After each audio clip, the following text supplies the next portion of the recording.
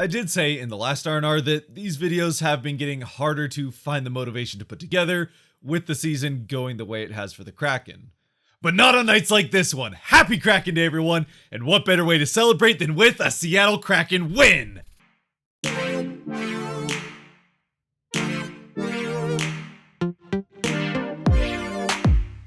What's cracking, everybody, and welcome back to Kraken R&R, where the Seattle Kraken beat the Nashville Predators 4-3.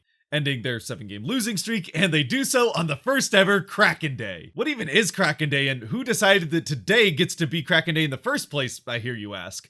Well, that would be the mayor of Seattle, who officially declared today, the 2nd of March, 3-2 in the calendar, as Kraken Day, from here until the end of time, at least in Seattle. And as fate would have it, the Kraken are playing host to the very same team that they beat for their first ever win in franchise history way back in the second game of the season.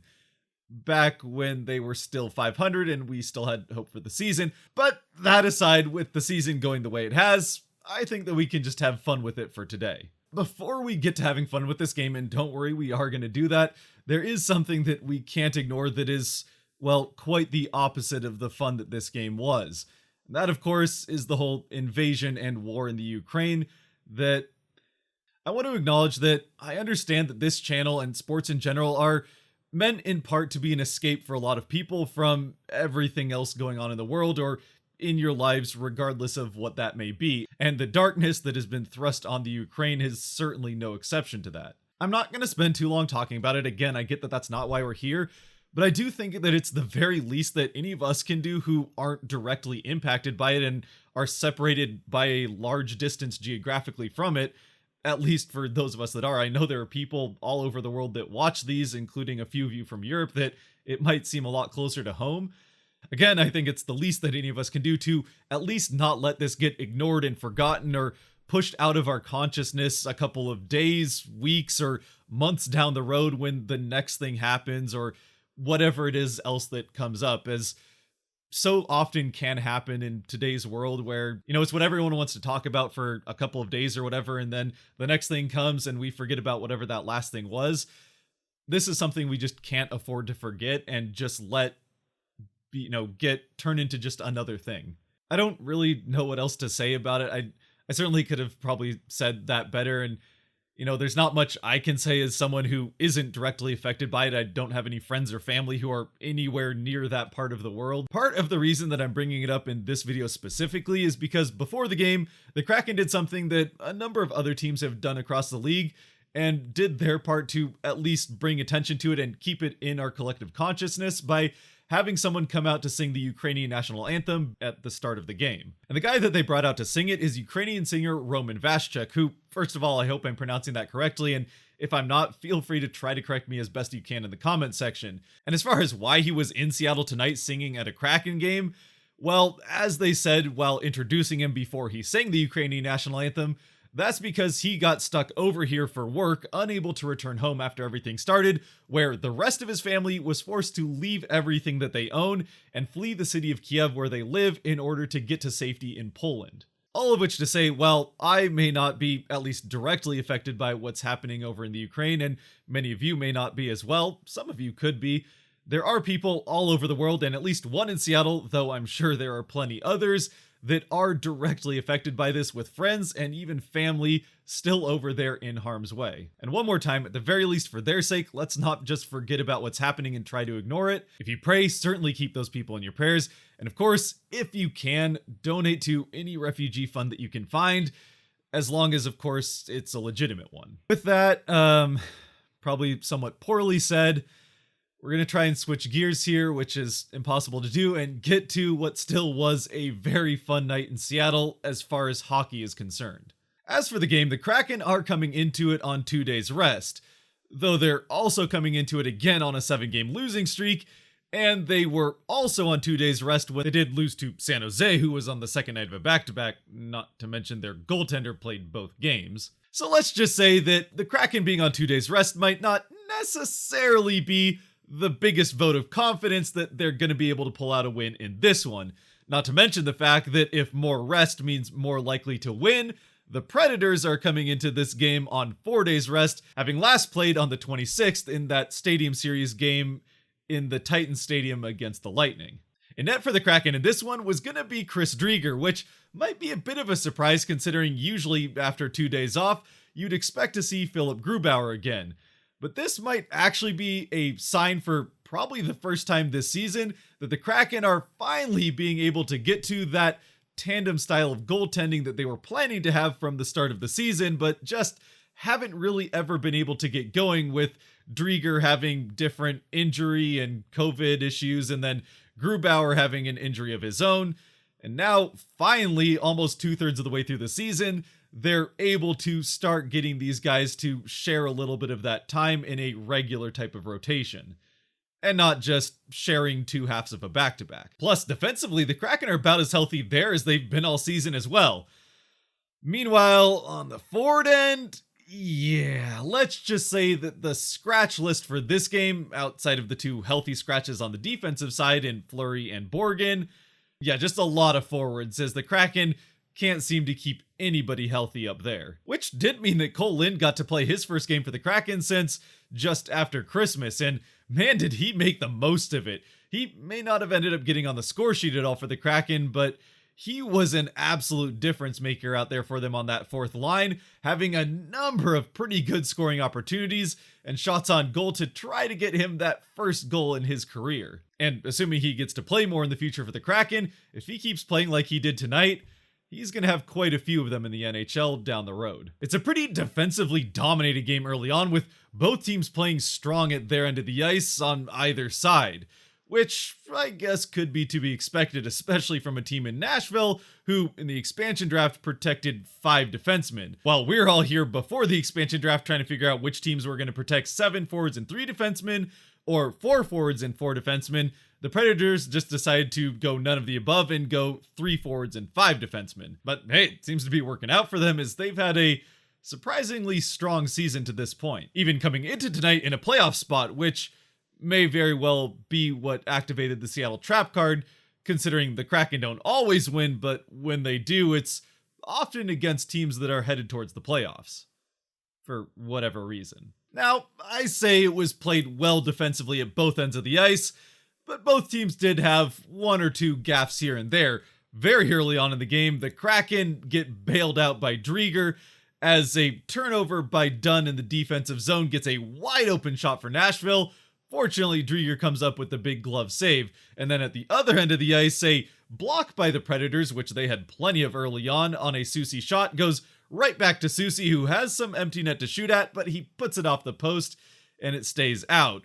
And then the defense does kind of fall apart for Nashville, as another rebound almost gets put in by Wennberg, but Saros is able to make a pretty spectacular save, diving back to the post. But still, 13 minutes into the first period, there's just 8 shots on goal, 4 for either team. Unfortunately for the Kraken, the 5th shot on the Kraken net and the next one in the game would end up finding its way past Driedger and into the net. It's McCarron from behind the Kraken net who feeds a pass out front. Driedger tries to cut it off with the paddle of his stick. Unfortunately, it ends up going off the heel of his stick, deflecting out in front to the top of the crease, where Tomasino's the first one to get his stick to it, and he's able to chip it over Driedger's pad and into the net to give the Predators the 1-0 lead. As we've seen them do more and more frequently recently, though, the Kraken do press right back, trying to respond quickly and get this game evened up, and they're able to press right into the Nashville end and get a number of shots off on goal, not getting anything through right away, Lind having a couple of shots of his own. Eventually, though, it does lead to Saros losing his stick and blocker at the same time.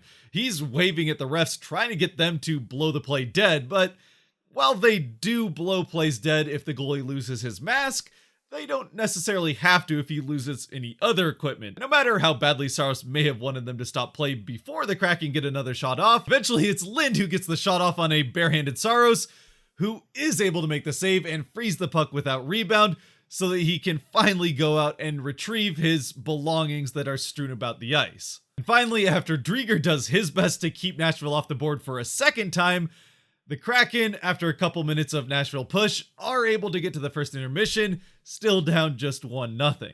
Much like the start of the first, the start of the second is back to being a pretty defensively dominated game, though maybe not the cleanest defensive game, with both teams getting away with more and more, a number of plays at both ends of the ice that could have very easily led to the first penalty of the game. The refs, though, seem content with just swallowing their whistles. Right up until they decide to stop and call Yanni Gourde for a slashing call that, while it was a somewhat borderline one that could very easily get called, there were a number of things that the refs had swallowed their whistles on earlier that this was certainly a softer call than any of those would have been. Needless to say, the fans in Seattle were not impressed. And to make matters worse, on the resulting Nashville power play, although the Kraken do a pretty good job early on in the penalty kill, keeping it out of their end of the ice entirely, even getting a shorthanded chance that Saros has to come up with a save on, eventually the Predators do get it into the Kraken end. It's Duchesne who carries it in, and he gets it right into the Kraken net with the shot to give the Predators the 2-0 lead. And yeah, there's really not much more to this one. Duchesne just carries it into the offensive zone on the power play and beats Drieger clean. Again, after another opposing goal, the Kraken do try to respond quickly. Wemberg skating hard to create a 2-on-1 chance with Johansson, who with some silky moves dangles around a Nashville defender, dishing it across to Wemberg, who shoots, and he scores! Johansson glides up to the net with the puck on his forehand, and at the last possible second goes quickly to his backhand and across to Wemberg, who all he has to do with the beautiful pass from Johansson is chip it in over Saros' leg and into the net to bring the Kraken to within one just 29 seconds after Nashville took the 2-0 lead on the power play. Man, 29 seconds. Doesn't it feel good to be a fan of the team who scores the quick response goal rather than has it scored against them? Yeah, it does. And if you were watching this game live, you may as well have just stayed on your feet. I mean, I won't because it's much better for the video if I don't, but just over a minute later, Geekie makes a nice move to get the puck into the offensive zone, and then as the play develops, it's Geekie again in the opposite corner of the Nashville end, who keeps the puck in the offensive zone, getting it back around behind the net, eventually getting it up to Eberle beside the net, who puts it out front for Jarnkrok in the slot, who buries it into the goal to tie the game at 2. Oh, and don't you sit down just yet, because, well, yes, the Predators do get a 3-on-2 chance trying to respond quickly themselves and take the lead back.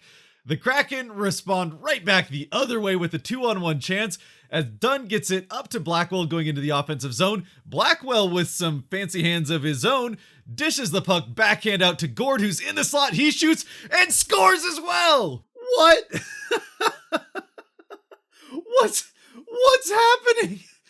In less than, well, okay, just over 2.5 minutes, 2 minutes and 39 seconds to be exact, the Kraken score 3 times on the Nashville Predators. Just over 3 minutes after the Predators take the 2-0 lead, the Kraken have taken the lead 3-2. Again, 7 minutes into the second period, it was 2-0 Nashville. Now, just 2 seconds past the 10-minute mark, it's 3-2 Kraken. 2-0 Nashville, 3 minutes later, 3-2 Kraken. I mean, what's better than 1 quick response goal? 3! I mean, so is 2, but I think we like 3.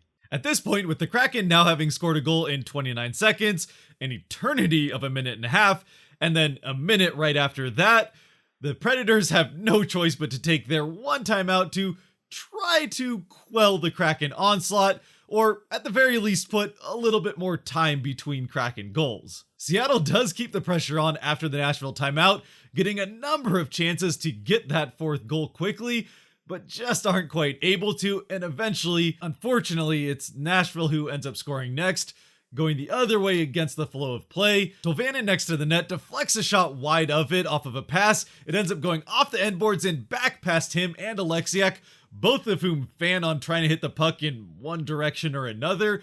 Meanwhile, Drieger, who was assuming one of those 2 NHL players would be able to make contact with the puck as it slides past them, is caught out of position, and that leaves a basically empty net for Duchesne to put the shot into, tying the game at 3, and for Duchesne, his 2nd of the night. That is how we would end up getting to the end of the second, so we go to the third with the score tied at 3, and while the last goal did put a little bit of a damper on that fun flurry of 3 goals the Kraken had, the crowd is still very much now into this game, with the Kraken giving them something to cheer about there in the second. And of course, early in the third, the Predators get another power play.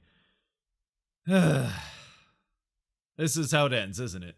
Well, yes, but not for the Kraken, is on the Nashville power play about halfway through it. Blackwell steals a puck along the boards in the Kraken end of things and tries to pass it up to Gordon to the offensive end, but just misses him. It bounces down into the corner behind the Nashville net. There's no icing because the Kraken are on the penalty kill.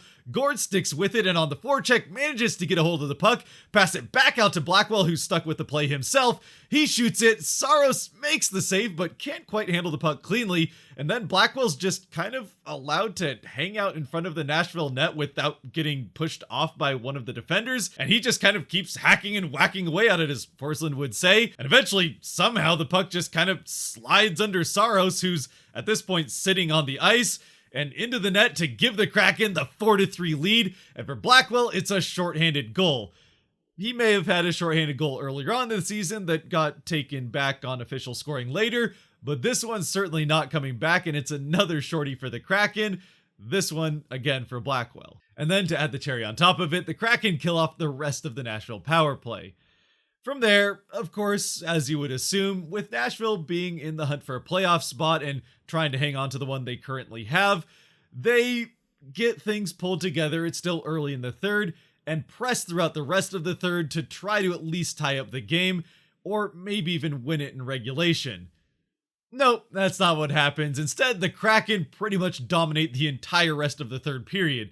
In fact, while Nashville does get another power play later on in the third, the Kraken are really the only ones who end up coming close to scoring on it. Once again, it's Blackwell who steals the puck in the Kraken defensive zone, this time getting the pass up to Gord, who passes it back to Blackwell once they get into the Nashville end. Blackwell charges the net, and instead of shooting it, goes back to Gio, who's charging in all alone, and he gets an open shot at the net, and stop me if you've heard this before, but no, he doesn't end up actually scoring on it. Saros does come up with the pretty nice save here for Nashville to keep the score still 4-3, where, in spite of Cole Lind trying a number of times throughout this third period to change it, the score does end up finishing there 4-3, and the Kraken end up winning this one, getting 2 points and ending that 7-game losing streak. Gord and Blackwell apparently completely forgetting that they were on the penalty kill and not the power play, which I guess is understandable for Gord, who does actually play on the power play pretty much every time,